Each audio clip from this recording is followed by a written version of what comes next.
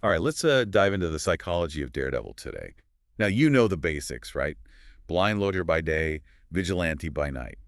But what's really going on under the surface with this guy? What makes Daredevil tick? Daredevil is fascinating because his struggles are so human, even though he lives in this heightened, larger than life world. Trauma, identity, morality, it's all there. Yeah, and you can't talk about Daredevil without starting with that origin story, right? I Yeah. mean, losing his sight as a kid and then seeing his father murdered, that's a brutal one-two punch. Definitely.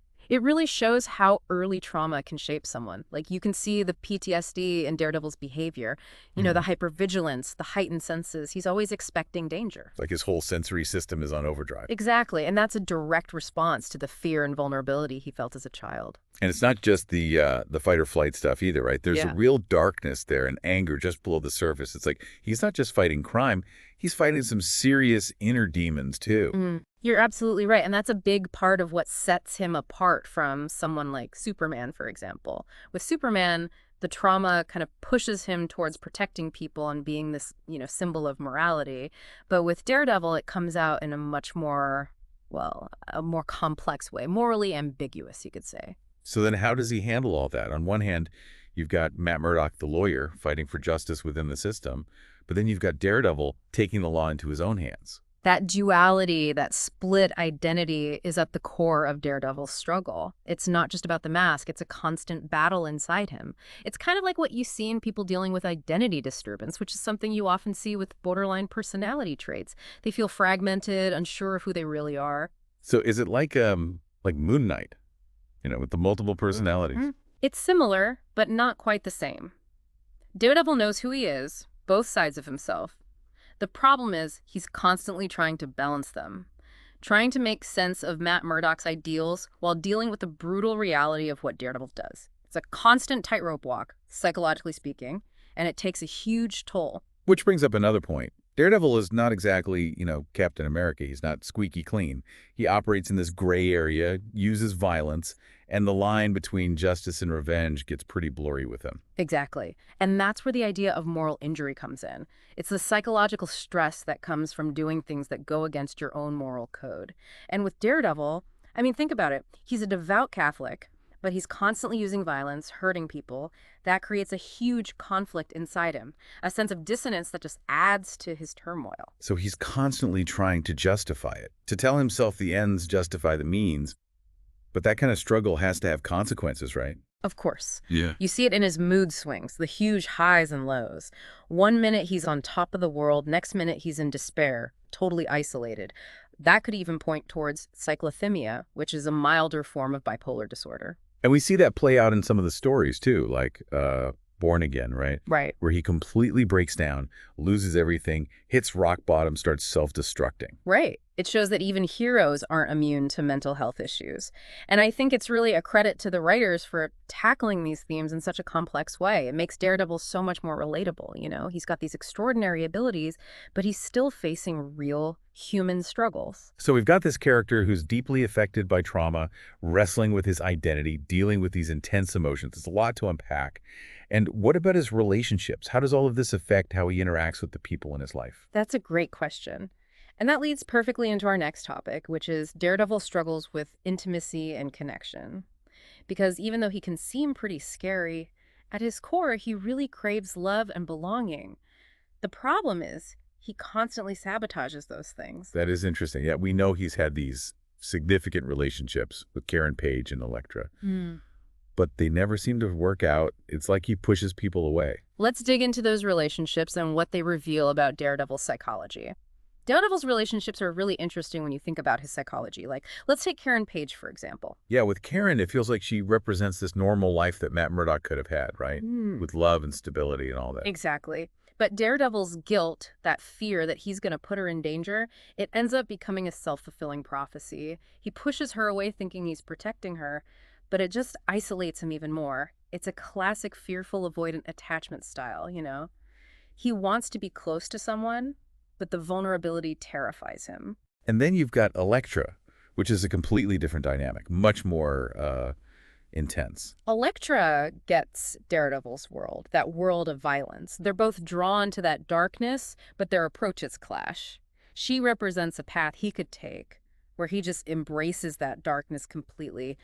But she's ruthless, and that ultimately goes against his sense of morality, even if it's kind of messed up. So both relationships really highlight that central conflict for him, the wanting connection, but being so afraid of it at the same time. It's like he's drawn to these strong women, but then his own insecurities sabotage everything. And those insecurities, they go all the way back to that early trauma. Remember, his father was murdered because he was a good man, because he wouldn't compromise his morals.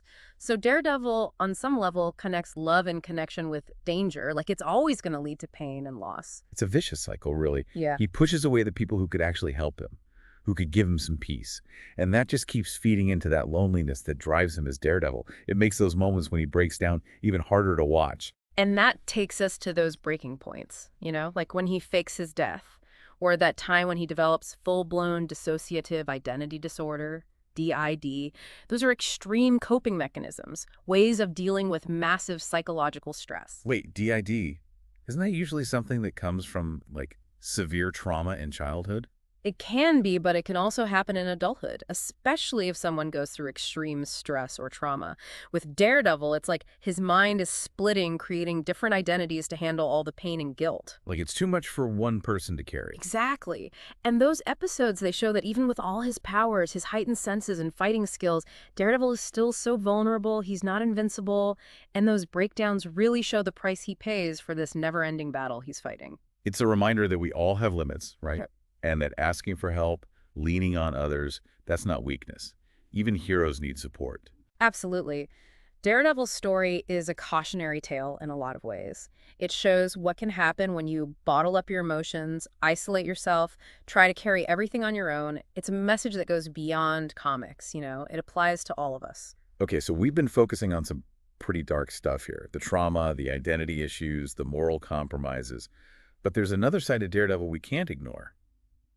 His resilience. You're right. With everything he goes through, all the pain and setbacks, he never gives up. He always gets back up, keeps fighting for what he believes in. That's a real testament to the human spirit, the ability to keep going even when things are incredibly tough. It's like that fire inside him, that need for justice that just keeps burning. But how does he do it? How does he pick himself up after every time he falls? That's a really important question.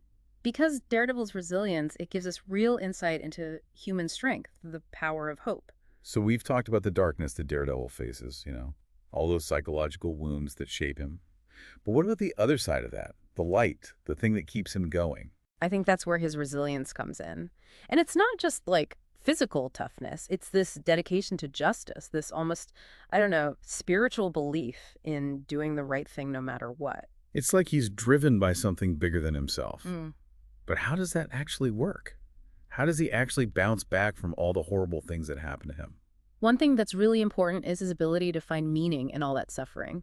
He takes his pain, his anger, and uses it to protect other people. It's not just revenge. It's about making sure others don't have to go through what he went through. So it's almost like a kind of redemption then, trying to make up for all the violence he does by using it for good. I think there's definitely an element of that. But it goes deeper, too. Daredevil's resilience is also tied to his empathy. He really feels other people's pain, and that drives him to fight for them. It's like he's honoring his own pain by trying to lessen the suffering of others. That's a really powerful way to think about it. Taking your wounds and turning them into strength, compassion. But it can't be easy, right? I mean, he's surrounded by darkness all the time, all that violence and corruption. How does he keep from being consumed by it? That's where his support system comes in. Even though he often works alone, he's got people he can rely on, people who help him stay grounded, remind him of his humanity. People like Father Lantom, Foggy Nelson, even Karen Page sometimes. So even a hero needs someone to talk to, right? Yeah. It just shows that reaching out, allowing yourself to be vulnerable, that's not a weakness. It's a huge part of being resilient. Exactly. And that's such an important lesson for all of us, really. We all need support, whether it's friends, family, therapists, whatever. Because being alone, that just makes the darkness stronger. Well, this has been a pretty intense deep dive, I have to say. We've gone into some pretty dark places in Daredevil's mind. The trauma, the identity stuff, the moral compromises. But we've also seen how resilient he is, that unwavering belief he has in doing good, and how important connection and support really are. Yeah, I mean, Daredevil's story is ultimately a story of hope. It shows us that even when you go through terrible things, the human spirit can still find a way to survive, to find meaning, to make a difference. It encourages us to face our own darkness, to ask for help when we need it, and to never give up on what we believe in. It's a really powerful message, and it goes way beyond just comics. It reminds us that we all have the potential for darkness and light inside us. And in the end, it's our choices, what we do, that determines which side wins out. So, as we wrap things up here, I'd like you to think about what makes you resilient. What are your guiding values? Who are the people you can turn to when you need help? And how can you take your experiences, even the bad ones, and use them to make a positive impact on the world? Remember, even without superpowers, we can all try to be a little more like Daredevil, brave, compassionate, and never giving up, even when things are tough.